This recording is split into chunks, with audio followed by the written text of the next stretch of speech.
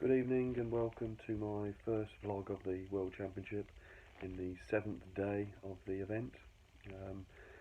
Obviously I've been on holiday all last week, so I've been trying to, obviously throughout the whole tournament, checking my phone, live scores, etc. I've not been watching as much as I'd like. Obviously I did go to the Crucible last Sunday. I watched Ding win, and I watched Murphy destroy Lu Honghao. But yeah, it's been a very interesting tournament so far. Obviously, the big upset being James Cahill beating Ronnie. Did not see that coming. Luckily, I did watch the last two frames of that from 8-all, and I thought he held himself together absolutely sublimely, really, especially in the last frame. I thought Ronnie really threw it away in the 18th frame. He should have definitely gone 9-8 up. Obviously, he was leading. He was sorry he was behind from 8-5. I thought at 8-all he got it really. He's got the game, but yeah, it wasn't to be. And it's another year that goes by for Ronnie. Obviously.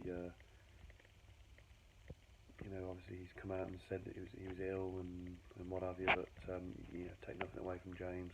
Great win, and at the moment he's 8-7 down against Stephen Maguire. Be an interesting last frame to see if he can get it to 8-all going into the final session. But yeah, he's obviously won a tip to beat Maguire. A few people didn't agree, but even if he loses his last frame 9-7.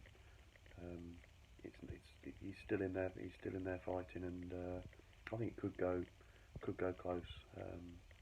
Whenever the last session is, I presume it'll be tomorrow. Looking at other things in the tournament, obviously Neil Robertson came through comfortably against Sean Murphy. It was a fantastic win. Absolutely ruthless form at the moment, Robertson. He's definitely the man to beat. He's just making the game look so easy at the moment. He's on absolute fire, and I seriously think someone's going to have to play absolutely out their skin to beat him at the moment. He's a rightful, favourite, whatever he is now. He's a strong favourite. And obviously next match he's got John Higgins or Stuart Bingham. They haven't even started a second round match yet. They play tomorrow. I think they finish on Monday evening, and Robertson plays the winner. The first session starts on the Tuesday afternoon, so get that match as late a finish as possible on that Monday evening. 2 a.m. finish, 13:12, over an hour in the decider. That'll suit me and Neil Robertson especially. Obviously the other bet I did was Judd Trump to get into the final to face Robertson. That's obviously got, I think he's got a good chance, but I'll go on about the Ding Trump match a little bit later. That could be a really tricky match for Judd. I feel that if he does win that match, he's got a great chance. But and then obviously I've done Ali Carter to win quarter 3. He's got his Zhu Yulong next. You'd have to fancy Ali in that match. First to 13. I shouldn't think Zhu Yulong's played in any best of 25 match in his career. So yeah, and then obviously he'll face the winner of Gary Wilson and Mark Selby. And again, if it's Gary, you'd have to fancy Ali, but I think he's got a good chance against Selby in itself. So yeah, the outrights are all looking pretty good. Going on to one of two bets I'm going to do today. The first one is in the Ding Judd Trump match. Excuse me. And I think this match is going to go. It's going to be a really close game.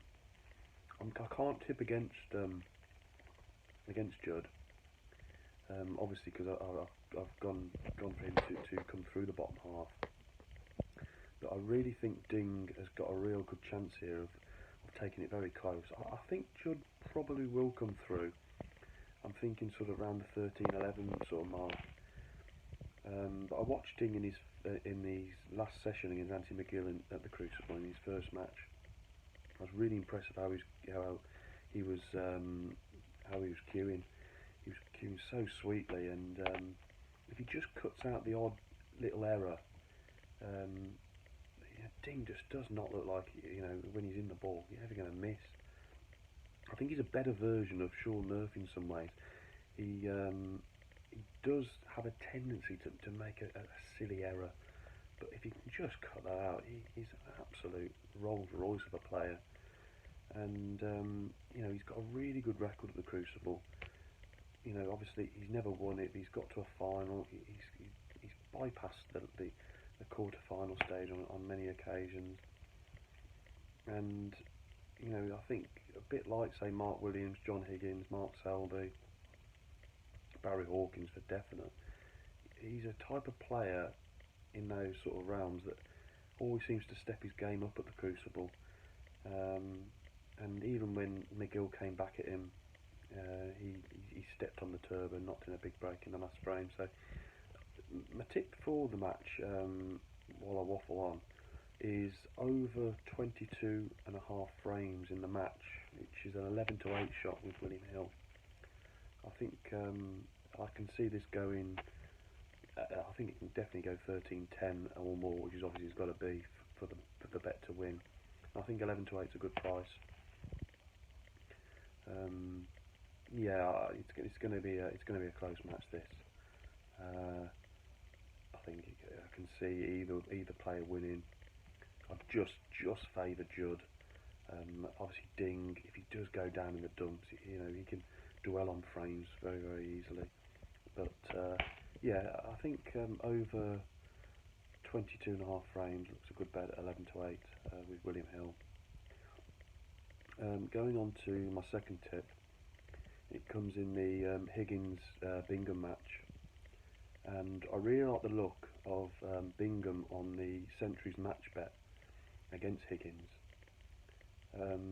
This season, Bingham's had 59 tons in 88 matches, and if you exclude the Championship League, it goes to 53 in 67, and then if you exclude the shootout, it's then 53 in 62, which is an unbelievable ton ratio from Bingham. He didn't even have a ton in his first two matches of the season either.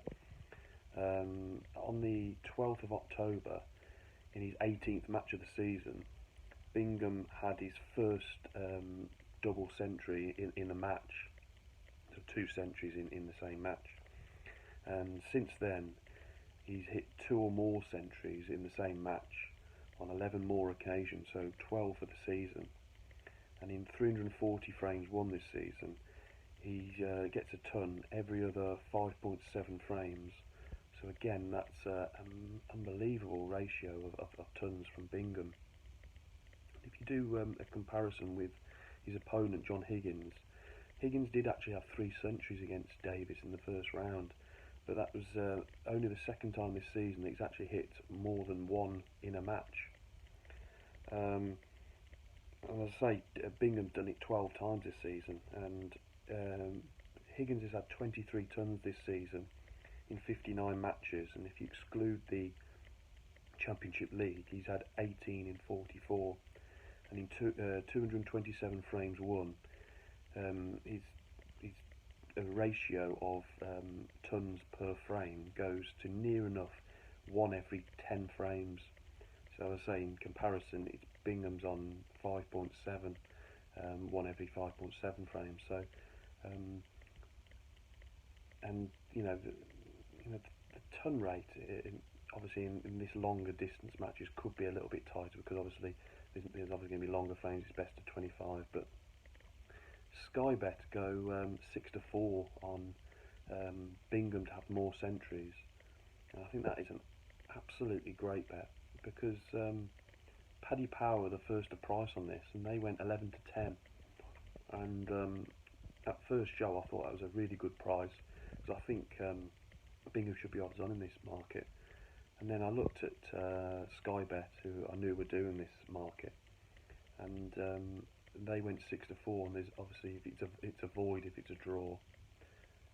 Sorry, it's a loser if it's a draw. But yeah, 6-4 on Sky Bet. I think it's balmy on Bingham to have the more centuries.